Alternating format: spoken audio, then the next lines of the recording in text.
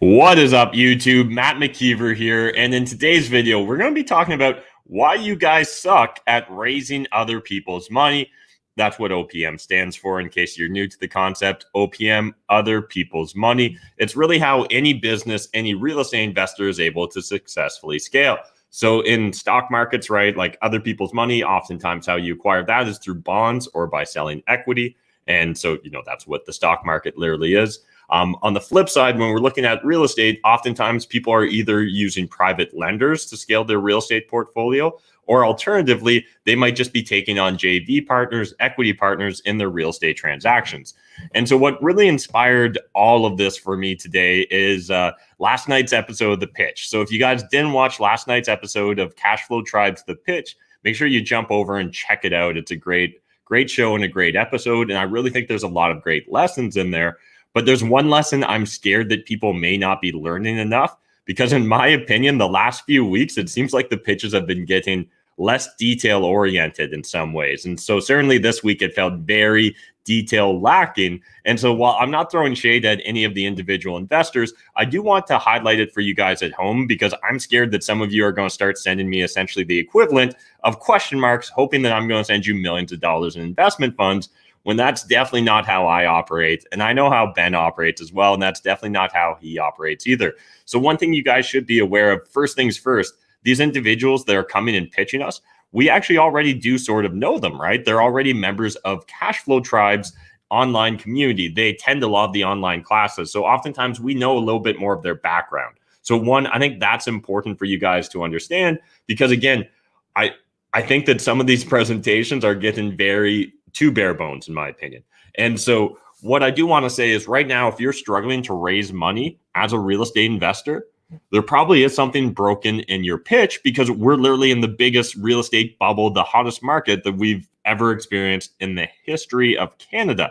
Now, that doesn't mean you can't make money. In fact, myself, my team, and everyone in my ecosystem every single day is striving and actively making money with real estate investing. However, that being said, if you're struggling to get access to other people's money, there's a disconnect there, because there's a lot of attention, there's a lot of interest, and there's a lot of money competing for real estate right now. So the money part shouldn't be as hard, in my opinion, as the deal part. But in today's video, we're going to dive into some of the areas that I think investors are overlooking when they're pitching myself or they're pitching Ben on the TV show or on the YouTube show, The Pitch. And love to hear your guys' thoughts and opinions as well. Do you think I'm too mean on the pitch? Because honestly, if anything, I kind of want to be meaner. But I've been scared about coming off as being mean, because I think people need to understand this should be brutally honest, right? Like, this is real fucking money. Like, you're asking for a lot of serious money. And the fact that, it feels like you maybe spent 10 minutes to put together your presentation is a major concern for me, because when it comes to real estate investing or any business endeavor, the idea is by far the easy part. If you think that the idea is the hard part as an investor, doesn't matter what business, doesn't matter what industry, doesn't matter whether you're in real estate or stocks or whatever, the idea is easy. It's the execution that's always hardest. So for the last 11 years now, as a real estate investor, I've been focused on execution. Right? For the last 11 years, I've been hustling my ass off. And so if you've spent less hours than I've spent years in the real estate industry, if you've spent less hours putting together your presentation, again, I think there's a disconnect there. You need to know your business model inside and out. You should be able to easily come to me with comparables. And if you can't come to me with comparables, you should be able to come with a very specific explanation why and how we're going to fix that situation.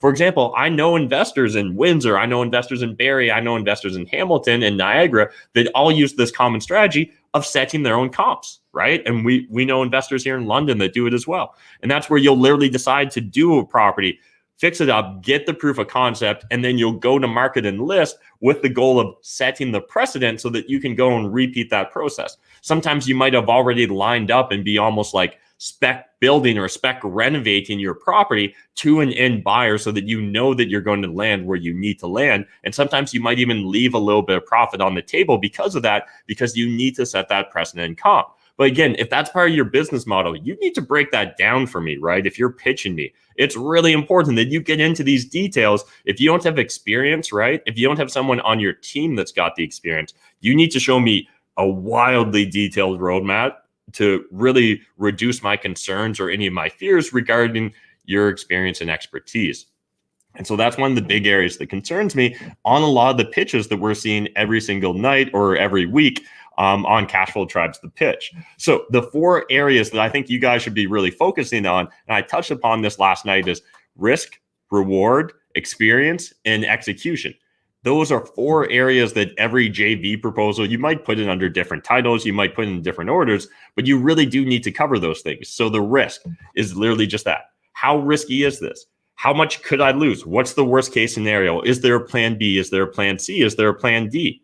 Right? What's the bottom? Right? What's the worst case scenario? That's what I need to understand with the risk, as well as ideally, what's the realistic worst case scenario? Because oftentimes the worst case scenario and the realistic worst case scenario are like multitudes apart. So again, I do want to see that general outline of all those different variables so that I can get a feel of the entire playing field as a real estate investor. Then beyond that, when we're looking at risks and moving on to rewards, what do I actually get if I invest in you, right? And again, on the risk side, I need to know, what are you asking for? Last night, it was very unclear with the presenters exactly what they were asking for. So one of my big criticisms with Cali is that $10,000 a month marketing spend. Again, that might be a great idea, but it wasn't communicated effectively towards us. In fact, it kind of felt like something that was just slapped on or shoehorned in at the last minute. And again, it might make perfect sense in his business model, but it was not perfectly communicated to us. Then on the reward side, again, what do I stand to gain as an investor? I'm going to put in $10,000 or $1 million into your business. How do I clearly see my way to profit? Now, the only deal that you guys have seen me actually fund on the pitch was Brandon, right? Brandon Kolock came, successful wholesaler, been doing this for years, and he was looking for marketing spend. Again, even then, I really did put him through the grinds and like asked him very specific questions, and we ended up negotiating a different deal than what he originally pitched us, because I think the deal he pitched us was the wrong deal to be pitching. But in less than 3 months of doing that with Brandon, I believe we've done $140,000 in wholesale fees together, right? We both made more money than either of us put into this partnership. Now, that is a win-win for me. Those are the sort of deals I want to consistently be doing, but I'm not just going to bet on someone just because they've got a cool idea. I need to see that experience. I need to see that execution. I need to see a very clear business model that lays things out for me. So when we're talking about experience, guys, so this is something we talked about in the dugout after Cashflow Tribes, the pitch. So if you guys aren't hanging out with us in the dugout afterwards, make sure that you join Cashflow Tribe, because literally myself and the other judges, Mike Van Hout was there, Ben Humple, CEO, and the other pitchers, and we just kind of, decompress. We go kind of like, consider like watching the tape, right? In sports, like you watch the game footage afterwards. That's essentially what we're doing. And we're really explaining some of the areas that we think the pitchers missed when they were trying to present their ideas. So the one area for me is experience. If you guys are going into a whole new niche or a whole new market where you've got no experience, you absolutely need to be borrowing it from someone. So that someone could be a mentor, right? That someone could be your real estate agent. It could be your lawyer. It could be your accountant. It could be a mentor. It could just be someone you met at a local networking event. But you need to find someone ideally that's doing what you're doing a version of it, or at least they're the inspiration behind the idea you've got. If you've literally came up with a 0 to 1 idea, know that you're going to be fighting an uphill battle. You're going to have to put in even more work to raise money, because if it's truly unique, if this is like never been done before, yeah, you're going to have to convince a lot of people that you're not crazy. And that's going to take a lot of more time and energy. And honestly, the average person doesn't have that in them. You guys just don't, right? And like, I don't even know if I have that energy in me. And in fact, I don't think that there's anything that we've done here in any of my businesses that's truly unique that humanity had never seen before, because like that would actually be really hard work. Everything we do here is just hard work, in my opinion. It's not even really hard work. And so that's the other thing that scares me, is when you're not willing to put in the hard work necessary to put together a presentation. When push comes to shove, are you really going to put in the hard work necessary to make sure that you successfully execute on that deal? Or have you spent more time, and this is a criticism of almost every new entrepreneur, have you spent more time on your business cards, your logo or your t-shirt design or your landing page than your actual business model, than actually running the numbers of getting into the details, talking to suppliers, talking to customers, and, really just getting all that data and then interpreting it, because data is not enough, into actual intelligence? Like, are you willing to execute at that level? Because again, For me, it's risk, reward, execution, experience. Those are the 4 areas that we need to really focus on if you guys want to be attracting OPM, other people's money. And then focus on the investor. Far too often, people are focused on themselves. What a great deal they got. What a unique or weird deal this is. What an unusual opportunity it is for them to make a bunch of money, or how this is going to change their life. Well, all those things probably sound great on the surface. At the end of the day, as an investor, again, it doesn't mean that you've got a good investment, right? Just because you've got a crazy story, or like you want to explain how someone died in that house 10 years ago, or it's got this weird historical quirk, like none of that's actually a benefit to us as a real estate investor. That's all just noise. You should really be dialed in on the signal. And the signal to me as an investor is, what am I risking? What's my reward? So far too often, people talk about this with lawyers, right? When you're making your closing statements as a lawyer, you don't want to argue 1,000 different arguments. You want to argue one point, do it well, and then get the fuck out there while you've convinced the people of what you were actually trying to do, rather than trying to reiterate your point. This is something I'm terrible at. I will reiterate the same point 4 or 5 times before I really move on to the next subject matter. And that actually, it dilutes your message a bit. And particularly when you've only got 5 minutes in a pitch, you need to be very precise, clear, and to the point. And that's where practicing is so valuable.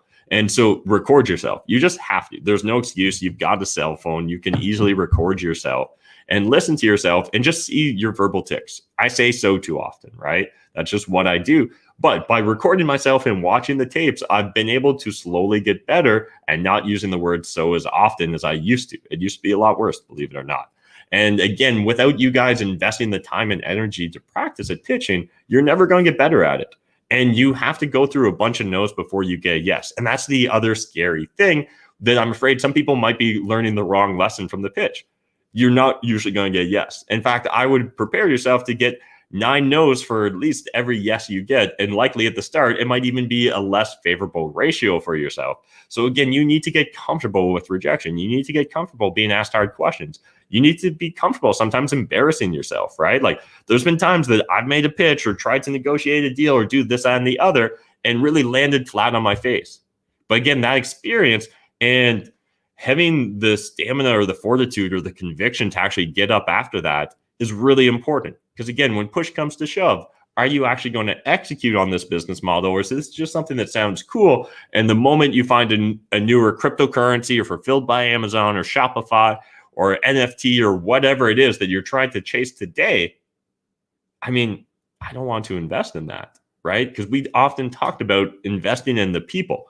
And so that's the other thing that I just really want to hit home that we touched upon earlier. Again, myself and Ben, we already know these people. So for example, Art, who was on the pitch last night, he's been coming on to my Monday nights and my Friday night trainings at Cashflow Tribe for like the last year, asking me questions.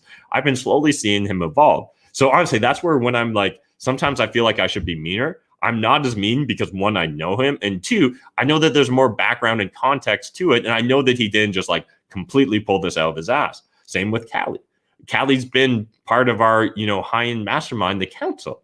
And again, that experience and knowledge and insight makes it a lot easier to want to cut slack for these pitchers that come on the show. But understand, if you were literally a cold caller and you're hitting me up with what they're pitching me, like I don't know, I would choke on my laughter so much before I hung up on you, because like this is important, right? Like you're asking people for real fucking money. And this is a really hot market. And yes, everyone seems like a genius right now because all you need to do is buy real estate and you make money.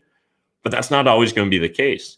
And that's not the sort of business I want to invest in. If your goal is just to catch a rising star, I don't need you to do that. I need local experts, right? I need people that can execute effectively. I need people with insights, right? That's based upon market intelligence. Right now, I think this market is wildly hot.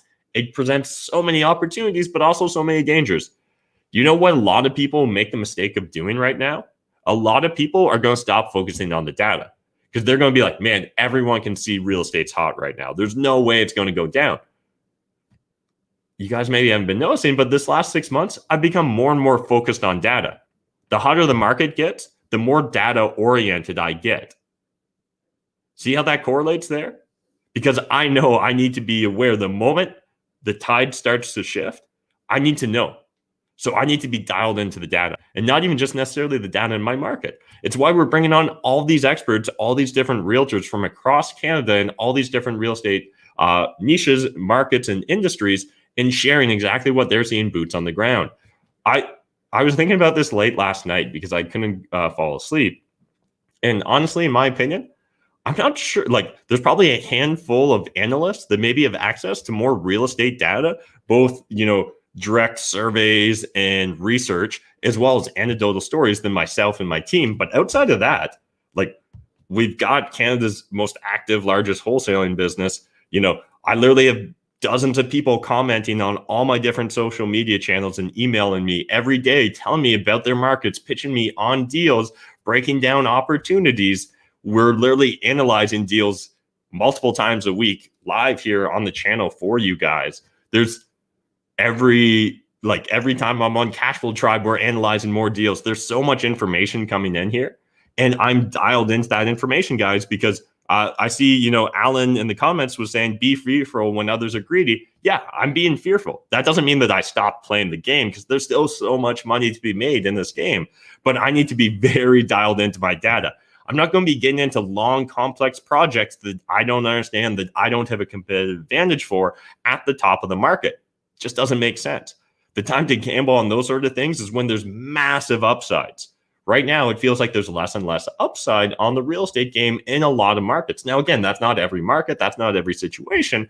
And we're still actively buying and selling real estate every single day. In fact, I'd love to buy a lot more apartment buildings. We're aggressively trying to buy more and more apartment buildings in 2021. In the last 12 months, we picked up, I think, about 70, 80 units, but we'd really like to pick up 200 this year. We'll be closing on 22 next week, something like 22 or 26 next week.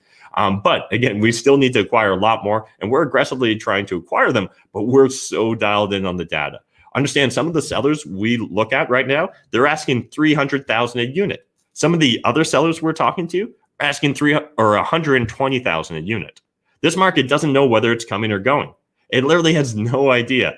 And so that's why you need to be so dialed into the data. You can't just depend upon one real estate agent. You can't just depend upon one analyst or even one YouTube. Well, you could probably almost depend upon one YouTuber for Canadian real estate content. But outside of that, you can't really depend upon one source. It's just not good business, right? You need to really be dialed in, guys. And we're dialing ourselves in more and more into the data every single day, the hotter the market gets.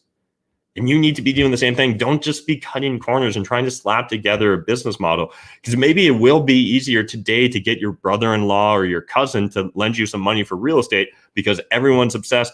Right now, just everyone in general is obsessed with making money. It doesn't matter whether we're talking stocks, cryptos, real estate, everyone's obsessed. And that definitely lends itself to a potential bubble. But again, we can make lots of money in any market. We just need to make sure that we've got a scalable business model. And that's one of my other criticisms of a lot of the people that come on the pitch. They're not really looking at the big picture. Every single deal, every single partner that I look at getting into business with is a new relationship I need to manage. Those relationships are expensive, right? Just like anything. You have to put something into it to get something out of that relationship. You need to nurture and nourish that relationship just like any other relationship. Even though it's just a business relationship, you still need to invest into it if you want to get anything out of it. The more different partners I take on, the more I spread myself thin, the more relationships I need to manage, the greater the chance that some of those relationships will start to turn on me because I don't have the time and energy to nurture and nourish them. That's a real risk. And that's something that I see a lot of real estate investors, especially in a hot market, start making the mistake of. Oh, I can't afford to get into a deal, so let me get 10 other partners together and let's go buy one property. Even though we're not in alignment, even though we don't have a business plan, we just need to get into real estate now, or else we may never be able to buy real estate again. That's a really dangerous narrative to be convincing yourself of right now. Unfortunately, mainstream media is more than happy to present that to us. So again, we hear stories constantly about how millennials or Gen Z will never be able to own a house again. That's not the case, right? We show people, we document people on my YouTube channel every single week. They're crushing it. Young people, old people, in between people, it doesn't matter. What really matters is they're convicted, like their conviction towards executing on what they believe in, right? Like they're just going to keep learning. They're just going to keep trying. They're going to do whatever it takes in order to succeed. Where a lot of other people right now, because we're at the peak of the market, they just want to test the waters. They're not fully committed. There's like, if it's easy, I'll send 1,000 flyers. And if I become a millionaire because I send 1,000 flyers, then I'll keep wholesaling. There's no way that you're ever actually going to succeed if that's the mentality you're using to approach your investing journey. Like, you might as well quit now. So you need to be committed to just continuous improvement. And that's another thing that you can show, even if you don't have a lot of experience, right? Show how you're investing into yourself. Hey, I've joined Cashflow Tribe. Hey, I've been on every one of your live streams. Hey, I'm constantly seeking out more mentorship. Hey, I started up this meetup group, or I joined this meetup group, or I'm helping facilitate this meetup group because I'm on the planning committee, or whatever it is. Again, all those little things actually show a certain level of investment, right? Like, you're willing to go above and beyond what the average person's doing. That's essentially what I try and treat my YouTube channel as. As far as I'm concerned, this is just one giant video resume, right? I'm just documenting for you guys everything I'm doing, all the different angles we're approaching with business, and then sharing the lessons as well. Who knows where that's going to lead down the road, but I'm committed to this journey rather than committed to trying to get rich quick. And that's a big difference between a lot of the people that are sliding into my DMs these days trying to get my money, is like, they're just trying to get rich quick. They don't understand what I'm trying to accomplish as an investor. They're not focused on the actual investor, on what my risk and reward is. Instead, they're focused on trying to get my money as fast as possible. And that's just, no successful individual is ever actually going to do that. You might be able to scam the occasional person out of money, but it's not going to be sustainable. It's much better just to invest the time and energy into yourself, right? This is what we talked upon on Monday, where I was saying that, even if you make money with cryptocurrencies, unless you've got a competitive advantage where you're really investing into your knowledge and learning a lot about this, and you've got an edge or an advantage over the average individual playing in that space, it's scary to me, because even if you make money with cryptocurrencies, with Bitcoin, you haven't developed a skill. You don't have anything that's transferable or transportable into the next thing, right? My team on Impact Night, every Wednesday night, we watch an impactful video. And the video we decided to watch was a 2010 interview on Forbes with, I think, the editors, Steve Forbes, and it was Jay-Z and Warren Buffett, right? And they were talking about the importance, Warren was really emphasizing the importance of investing in yourself. He said it's the only thing that they can't really take away from you. They can't take it. They can't tax it. They can't steal it. This is really the only thing that's truly transportable. You can get this across any border as long as you can get this across any border. And that's very powerful. And again, it's something where you talk to any successful entrepreneur or individual that's really invested in themselves and personal development, they're never scared of losing it all, because they know they can always rebuild it. Now, they don't want to lose it all. They're not frivolous. They don't take on risks unnecessarily, but they've got the quiet confidence necessary that should they have to start over, they can do it, because they've learned a skill set. They've improved themselves. They are their number one asset now. Whereas individuals that are just, even if you're right, but you're speculating and you don't actually have a transferable skill there, that's a one-time magic trick. You're not going to repeat it. And in fact, you often will get yourself in trouble by trying to repeat it, because then you end up chasing fads because you think you've got this fallacy that because you were right once, you'll be right again. Again, unless you've got a competitive advantage, unless you're reading those white papers, unless you're digging deep into the communities, you're on all the different Discords and Reddits and all that different stuff, you don't have a competitive advantage. If you're listening to one YouTuber about stocks or crypto or even real estate, you probably don't have a competitive advantage, guys. You need to be investing in your education, investing in your network, and just investing in your business by spending the time to tighten your presentations, right? Again, I spent 11 years doing this shit. If you don't spend 11 hours on your presentation, to me, like, what the fuck? So appreciate you guys. Hope you got value from this video. If you did, smash that like button. Hit subscribe if you're new to my channel. Make sure you're watching the pitch live every Thursday at 7:30 Eastern Standard Time. Again, check out Cashflow Tribe. Make sure you join us if you want to be part of the after show, The Dugout. And we'll see you next Thursday. And I look forward to having better presentations next Thursday, hopefully. But again, not really trying to throw shade at Art or Callie. I think they're both smart individuals, and I think they'll both go on to be successful. But I don't want you guys kidding yourselves that those sort of presentations are enough to get millions of dollars in investor funds, because it's not going to pass the due diligence sniff test. Thanks, guys.